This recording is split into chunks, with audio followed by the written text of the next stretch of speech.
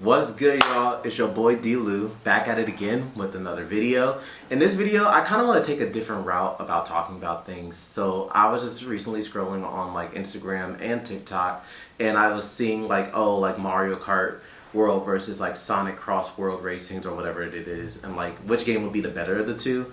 And I forgot, not a long time ago, but like a year or 2 years back, I posted a video of some videos about me going to like the Sonic Symphony and all that stuff that was in San Francisco. Posted some clips of there and the songs that like Casey Lou Williams have sung, and I was just like, I never did a true like video about like my experience at like the Sonic Symphony, because that was my first experience that I've ever been to, my first symphony experience that I've ever been to, and my first concert experience that I've never been to, and B, I just never did a recap on it. I just wanted to give my honest thoughts and opinions and just give you like, I guess, a story time, but just like a review and overall like recap of the Sonic Symphony experience. As you see, I was able to cop some merch. I got a Sonic Symphony shirt, and I believe they're going on with the tour for like the Sonic Symphony.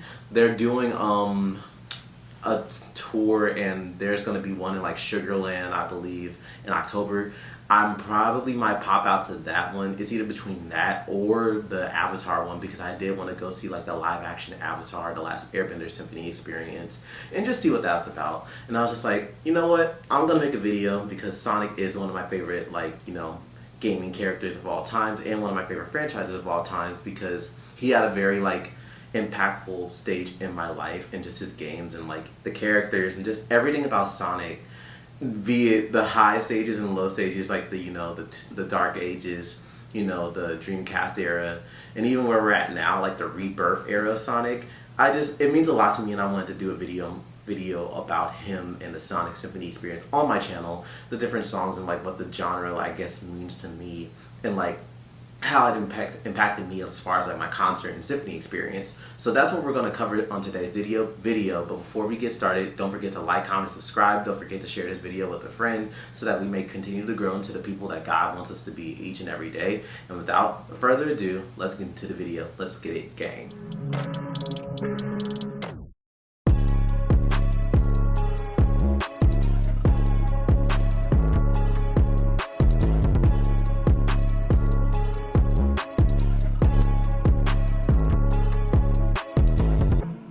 So, the Sonic Symphony experience, I went back in, well, first off, what is the Sonic Symphony experience? The Sonic Symphony experience is ultimately like, a live orchestra band who goes around like playing the classic Sonic songs.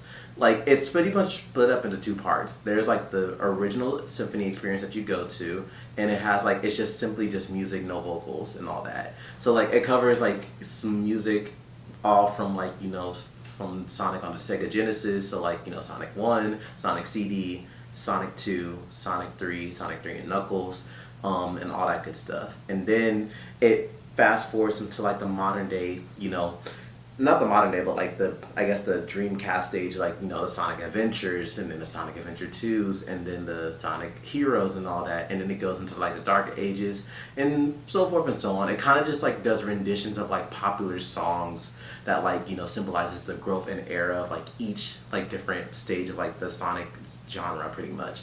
So some highlights was obviously Green Hill Zone, Chemical Plant, Emerald Hill Zone, some songs from Sonic and 3 and Knuckles, and then obviously some songs from Sonic Adventure, whether it be It Doesn't Matter version 1 or I Want to Fly High in Sonic Adventure 1, Tails' original theme. And then some songs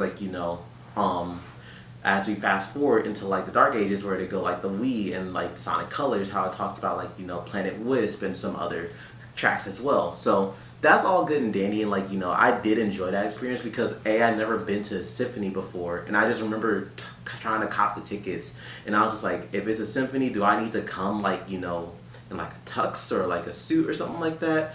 But then I kind of just watched videos before going, and I was like, people aren't coming in total tuxes and stuff in suits. So I think if I just show up regularly, I tried to wear a Sonic shirt or something to show support, but I just didn't have any, and I think I forgot to pack some in my suitcase. So I just wore what I had. I stayed the night with a friend, and because pretty much how this all happened was because It was at the beginning of like New Year's, and like I had to report back for RA training. So I just called up one of my friends and asked if I could stay the night with her at her place, and just and I could just stay the night there, and then like go from the symphony there, and then go back to her place and stay the night until like the dorms open up and I could stay there.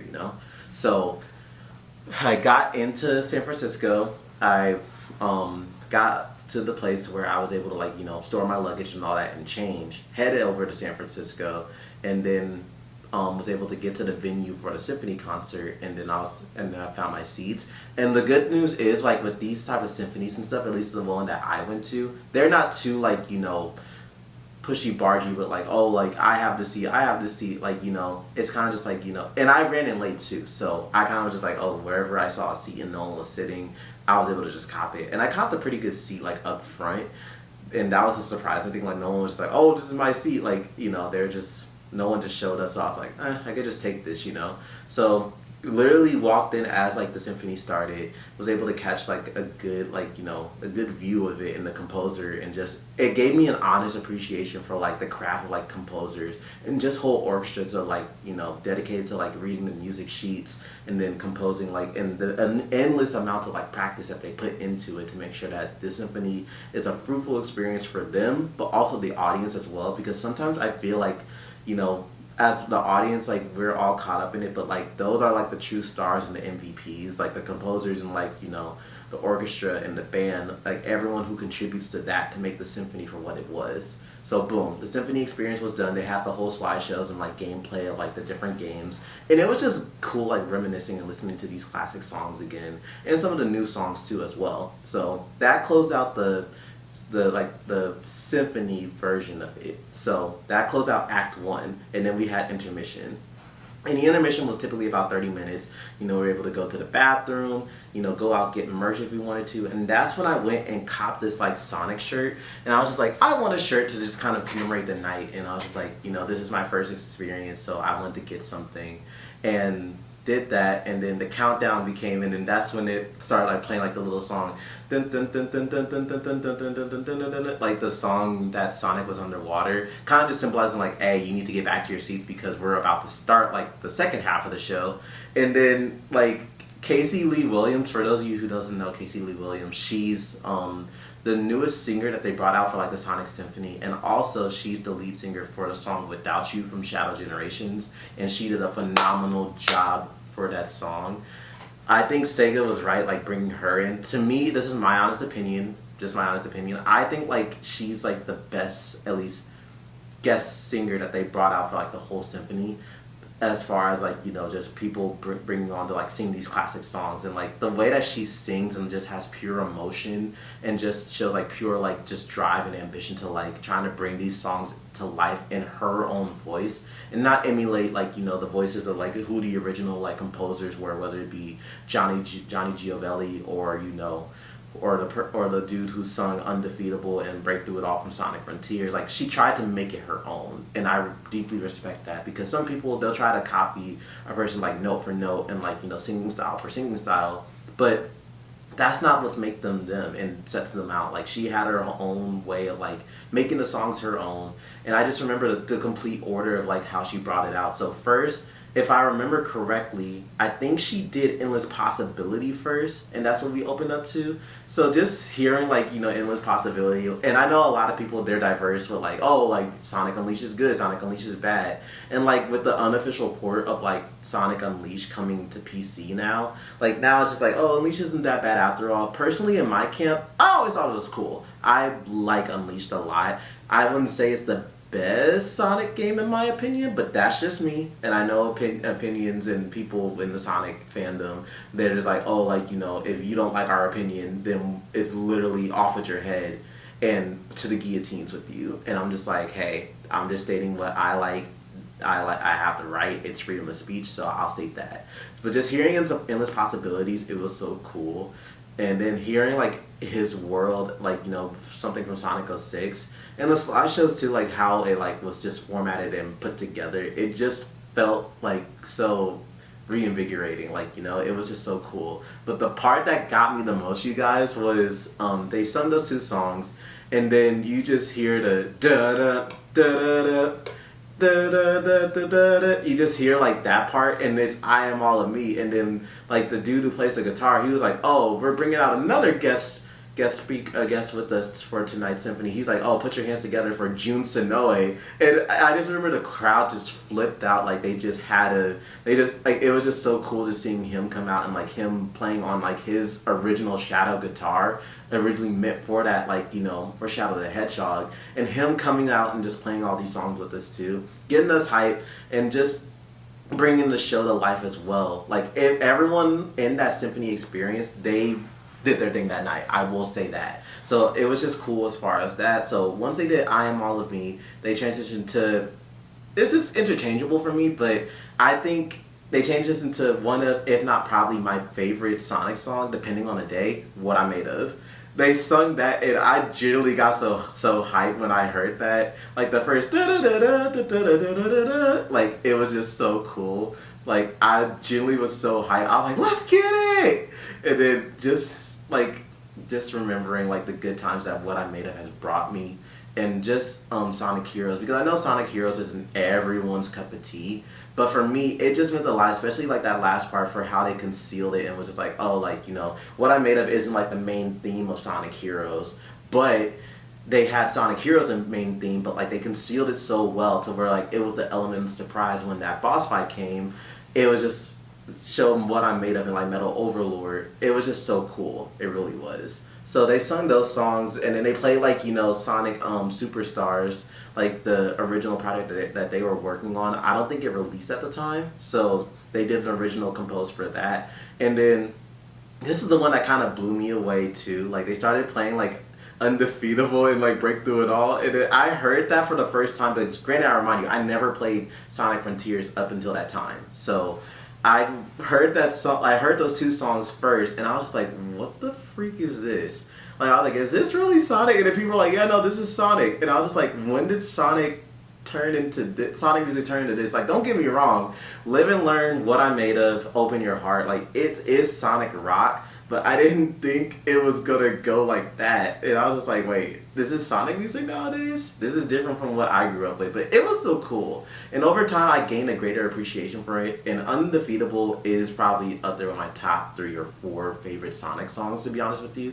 It's just so cool, and like the energy is so different. I think that's what really gravitated to me. It's so different, and knowing that like it's the first like boss fight theme for Sonic in Sonic Frontiers, especially a Super Sonic fight, the surprise factor is what got me, and I was just like, they did good with that. I really do.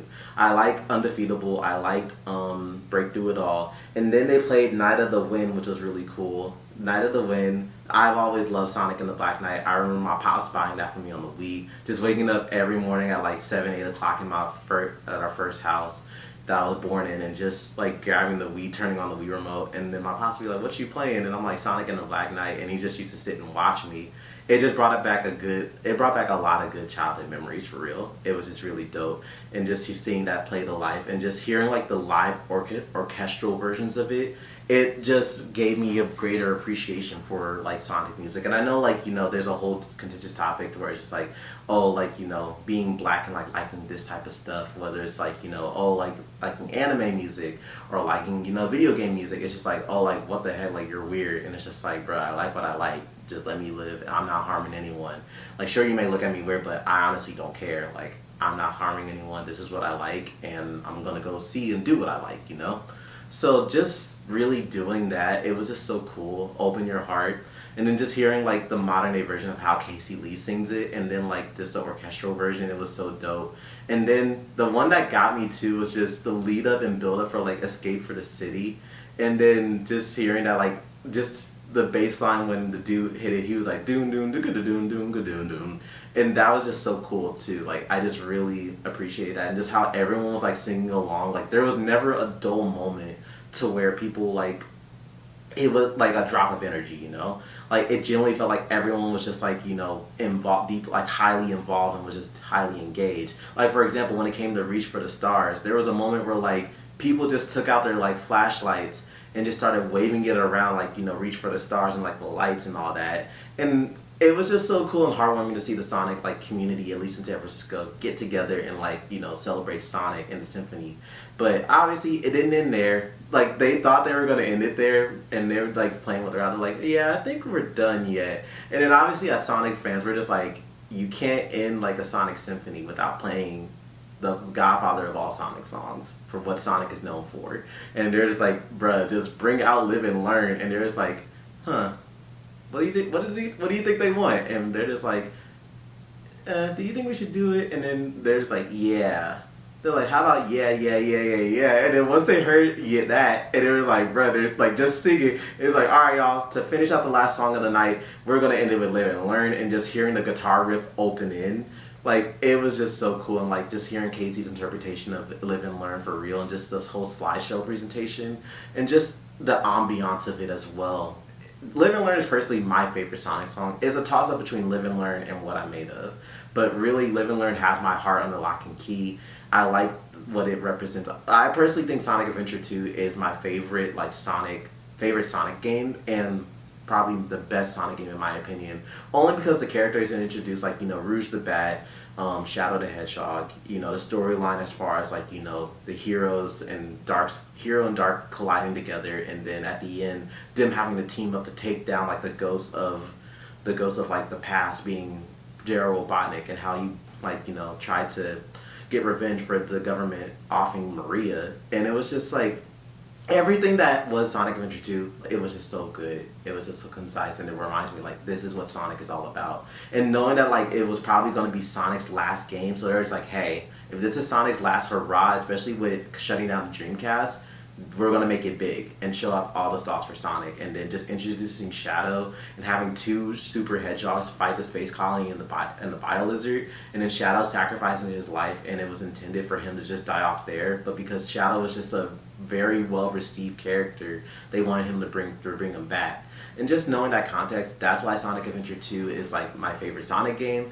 But then obviously the ending, when they were just like, you know, Live and Learn, yeah, and the drummer just ending it off, like, it was just so hype.